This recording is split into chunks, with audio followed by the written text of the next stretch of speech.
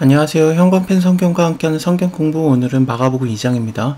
수일 후에 예수께서 다시 가버나움에 들어가시니 집에 계신 소문이 들렸습니다. 많은 사람들이 모여서 문 앞에는 아예 발디딜 틈도 없이 되었는데 예수께서 저에게 또 도를 전하세요. 도라는 것은 저기 위에서도 나왔던 대로 전도하시는 거거든요. 복음은 단지 말로만 전하는 게 아니라 분명히 표적들이 나타나기도 해요. 귀신들을 내어 쫓으셨더라라고 돼 있는데, 마가복음 마지막이 어떻게 끝난다면요, 제일 밑에 16장 20절을 보면은 예수님께서 하늘로 올라가신 다음에 제자들이 나가서 두루 전파할 때 주께서 함께 역사하사 그 따르는 표적으로 말씀을 확실히 증거하시니라 라고 돼 있거든요. 그래서 예수님처럼 제자들도 그 예수님을 닮은 사역을 하게 되는데, 말씀을 전파할 때, 그러니까 전도를 할 때, 복음을 전할 때 표적이 함께 일어났어요. 그래서 그 표적이 일어난 이유도 말씀을 확실하게 증거하기 위한 거였거든요. 말씀과 표적이 함께 일어나는 그런 것이 계속해서 나오고 있습니다.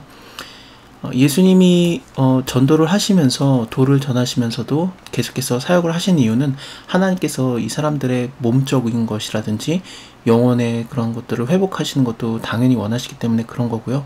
오늘 2장에서 그런 사례들이 자세하게 많이 나옵니다.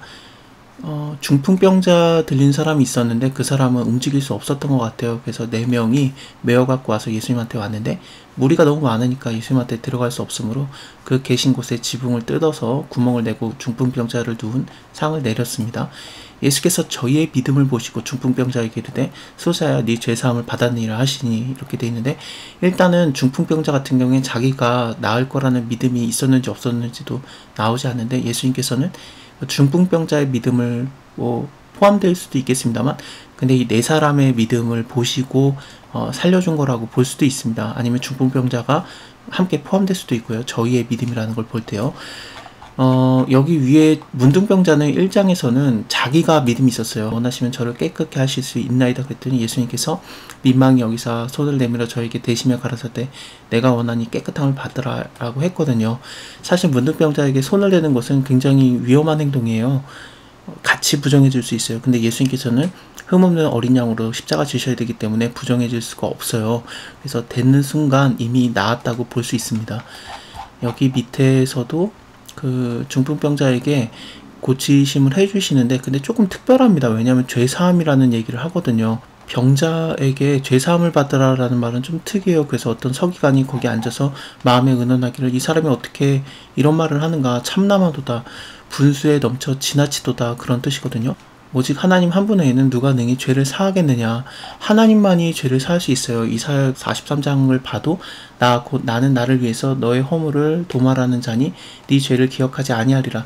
이건 하나님의 말씀이었습니다. 그래서 하나님만이 능히 죄를 사할 수 있는데 네가 뭔데 죄를 사한다 그런 얘기를 하느냐. 저희가 속으로 이렇게 의논하는 줄을 예수님께서 아셨어요. 그래서 그 중심을 아시고 이르시되 어째서 이것으로 마음에 의논하느냐. 중풍병자에게 네 죄사함을 받았느니라 하는 말과 일어나서 네 상을 가지고 걸어가나 하는 말, 어느 것이 더 쉽겠느냐. 당연히 상을 가지고 걸어가라는 말이 더 쉽습니다.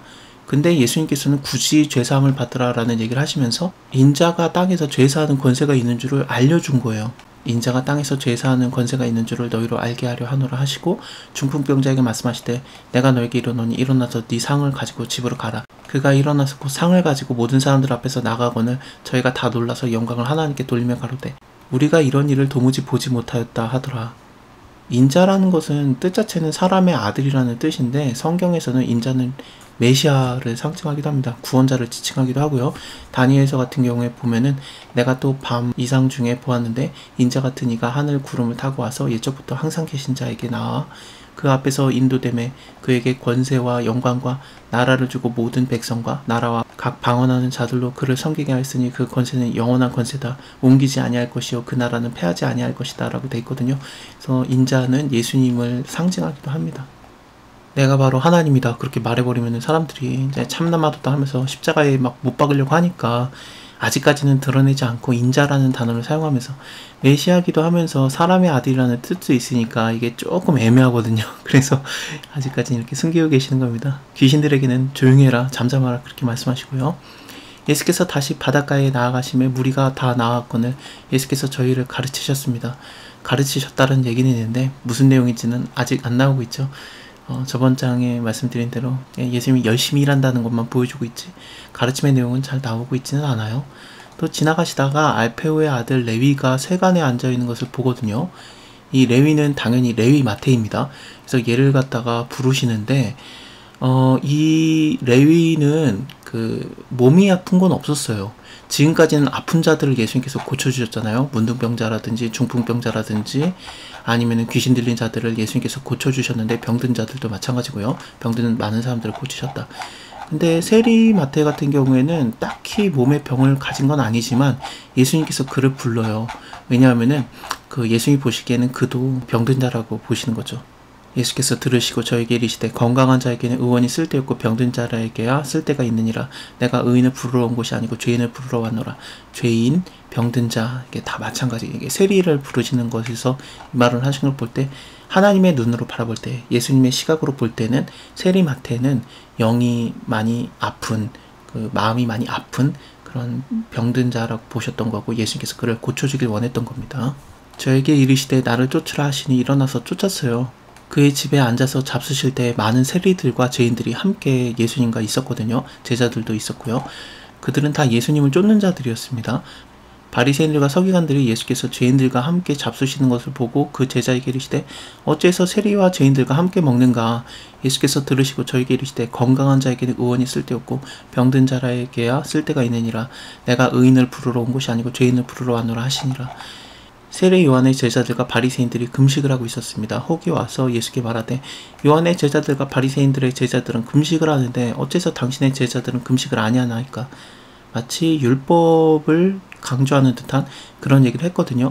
근데 예수님께서는 저에게 이르시되 혼인집에 손님들이 신랑과 함께 있을 때 왜 금식을 하겠냐. 신랑과 함께 있을 동안에는 금식을 할 수 없다. 잔칫날인데 왜 금식을 하겠습니까? 하지만 신랑을 빼앗길 날이 이르니 그날에는 금식을 할 것이다.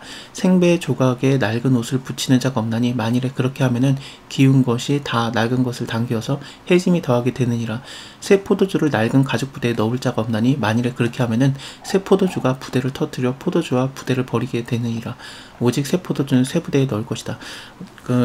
이 전까지는 사람들이 율법을 잘 지키면 하나님께 은혜를 받는다, 사랑을 받는다, 그런 생각을 하고 있었어요. 그래서 율법에 굉장히 강조를 하고 금식이라든지 그런 걸 했었는데, 예수님을 통해서 새로운 시대가 열린 거 아니겠습니까? 마가복음의 시작이 예수 그리스도 복음의 시작이라고 돼 있고, 또 세례를 받으실 때 비둘기 같은 그 형체로 성령이 임하면서 새로운 시대가 열리고 있다는 것을 이미 보여줬었거든요. 근데 이런 새로운 시대가 왔는데 사람들이 아직 깨닫지 못하고 있었던 거예요. 아니다. 율법을 지킨다고 하나님께 사랑을 받는 게 아니라 율법이 원래 뭐냐. 사람을 사랑하는 하나님의 그런 의도였다라는 것을 23절부터 보여줍니다. 안식일에 예수께서 밀밭 사이로 지나가실 때 그 제자들이 길을 열면서 이삭을 자르고 있었어요. 이거는 그 레위기를 통해서 봐도 가난한 자들, 배고픈 자들이 얼마든지 이삭을 먹을 수 있다라고 돼 있었거든요. 예수님의 제자들은 그 율법을 통해서 주시는 하나님의 사랑을 만끽하고 있었던 거죠. 근데 그게 하필이면 안식일이었던 거예요. 안식일에 못할 것을 하나이다. 안식일이라고 배고프지 않습니까? 안식일에도 배고플 수 있으니까 이렇게 이삭을 잘라 먹은 거였는데, 사람들은 이렇게 율법을 지켜야 되는 거 아닌가, 그렇게 예수님한테 반문을 한 겁니다. 물론 예수님이 이삭을 잘라 먹은 게 아니라 제자들이 잘라 먹은 겁니다. 어쨌든 예수께서 가라사대 다윗이 자기와 함께한 자들이 핍절할 때, 배고플 때, 시장할 때 한 일을 읽어보지 못하였느냐. 사무엘상 21장에 나오는 내용인데요. 다윗이 도망을 가다가 제사장에게 피해요. 그때 제사장들밖에 못 먹는 진설병이라는 게 있는데, 그것을 근데 다윗과 함께하고 있는 용사들에게 줬었거든요. 그것을 얘기하고 있습니다. 그러니까 그거 얼마든지 먹을 수 있다. 배고프고 죽어가는데 사람이 못 먹을 게 뭐가 있겠어요. 그거 다 하나님께서 사람을 위해서 주시는 말씀들이었어요. 또 가라사대 안식일이 사람을 위해 있는 거지, 그러니까 율법이 사람을 위해 있는 거지 사람이 안식일을 위해 있는 게 아니다. 이러므로 인자는 안식일의 주인이라. 이스라엘 사람들, 바리새인들, 서기관들이 율법에 대해서 오해하고 있는 것들을 예수님께서 원래 하나님의 의도는 이거였다. 3장에서는 예수님께서 직접 안식일에 일하세요. 그래서 사람들을 회복시키는 거, 그거를 하실 건데 다음 시간에 볼게요. 감사합니다.